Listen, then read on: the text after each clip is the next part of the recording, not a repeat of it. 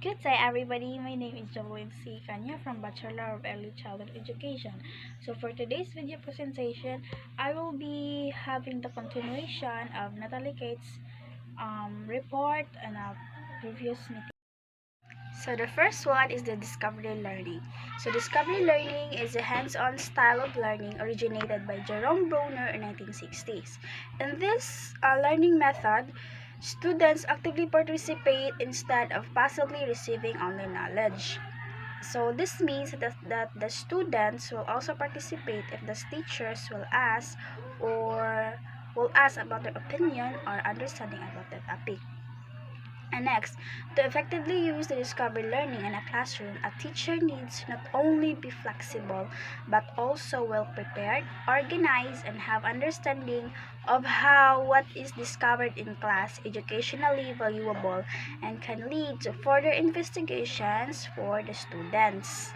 So in this learning method, there are 5 principles according to Jerome Bruner. So the first one is the problem solving. So in problem solving, instructors should guide and motivate learners to seek for solutions by combining existing and newly acquired information and simplifying knowledge. This way, learners are the driving force behind learning, take an active role and establish broader applications for skills through activities that encourages risk, problem solving, and coping. Second principle is the learner management. In learner management, instructors should allow participants to work either alone or with others and learn at their own pace. This flexibility of lessons and activities relieves learners from unnecessary stress and makes them feel that they own learning.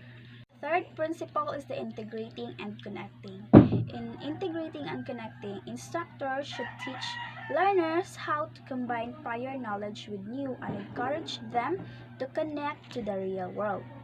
Familiar scenarios became the basis of new information, encouraging learners to extend what they know and invent something new. The fourth principle is the information analysis and interpretation. In discovery learning is process-oriented and not content-oriented, and is based in the assumption that learning is not a mere set of facts.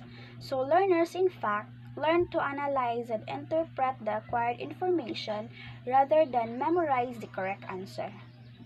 So the last principle is the failure and feedback. Learning does not only occur when we find the right answers, it also occurs through failures.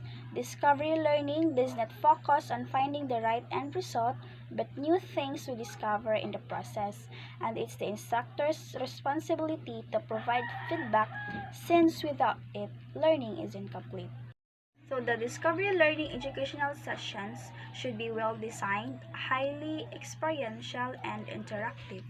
Instructors should use stories, games, visual aids, and other attention-grabbing techniques that will build curiosity and interest and lead learners in new ways of thinking, acting, and reflecting. So next is the Q&A relationship. Q&A relationship is a strategy that helps students understand the different type of questions. So what are the different type of questions? So as I searched, I found out many different type of questions, but I will just dictate 3 because this is the most common among them. So the first one is a general or yes or no question. General or yes or no question is a common question that is answerable by yes or no. The second type of question is a special or WH questions. Special or WH questions uses a certain word at the beginning of the sentence to ask a specific question. So for example, what is your name? How old are you? Where do you live? So the third type of question is the choice question. Choice questions are questions that offer a choice of several options and an answer. You might recognize them from your exams as multiple choice questions. So another thing about Q&A relationship is right there in the text simply means that the answer is found in the textbook itself. Then it has think and search. It means that You will think some theories or some of your answers, and you will find some article that will support your answer.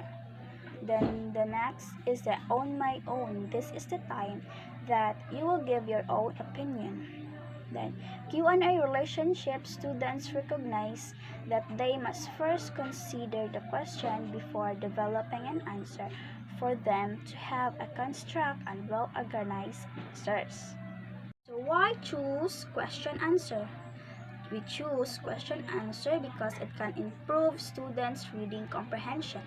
It teaches students how to ask questions about the reading and where to find the answers to the text. It helps the students to think about the text they are located in the same information to create a reading and beyond it too, and it inspires them to think creatively and work cooperatively while challenging them to use higher level thinking skills. So the next is social media.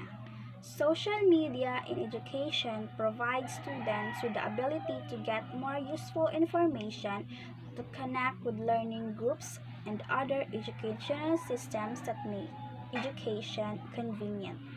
Social network tools afford students and institutions with multiple opportunities to improve learning. Social media is very helpful to students, especially in this time of pandemic. They provide different kinds of search engines wherein the students will use to gain sources and information. However, social media on this generation is quite interesting because some of the informations are not that legit or not that very relevant. So we must be wise enough in using social media in our generation today. Next is games or gamification. The use of games or gamification motivates students to learn by using video game design and game elements in learning environments. The goal is to maximize enjoyment and engagement through capturing the interest of learners and inspiring them to continue learning. Games could be used in a variety of ways to support and entice the students' eagerness in learning. Some schools use a game called Minecraft to help the student explore and dive into their creativeness by letting them visualize and construct everything out of blocks and other materials. There are also games which are used to develop the child's cognitive, deductive, and cooperation skills in multiplayer platforms. So the next is competitions. Competition in any form brings out the best in people and pushes them to excel. In schools, if used effectively, it can enhance learning significantly. Competitions allow students to extend themselves to exploit their real capabilities and maximize their true potential. It is most productive when it occurs among students of similar abilities. Competitions challenges the mind to go beyond limits and overcome adversaries. Some also band up and work together, forming a band of camaraderie to achieve a common goal. As long as it is being kept as a healthy competition, this type of approach will be beneficial to both students and educators. So the last one is debates. Debates refers to a discussion in which two or more people advocate opposing positions on a topic or question in an attempt to make an audience accept their position. Most people are familiar with participating in informal debates such as trying to persuade friends why a particular film, song, book, artist, and etc. is better than another. Debates is an argumentative discourse that is very informative if done in an orderly manner. This activity will let you see all sides and tally the positive and negative points, giving a wide view of the story. Courts uses this to come up to a decision in a certain news. And that is all for today's video presentation, and I hope that you learned a lot from me. Thank you and God bless.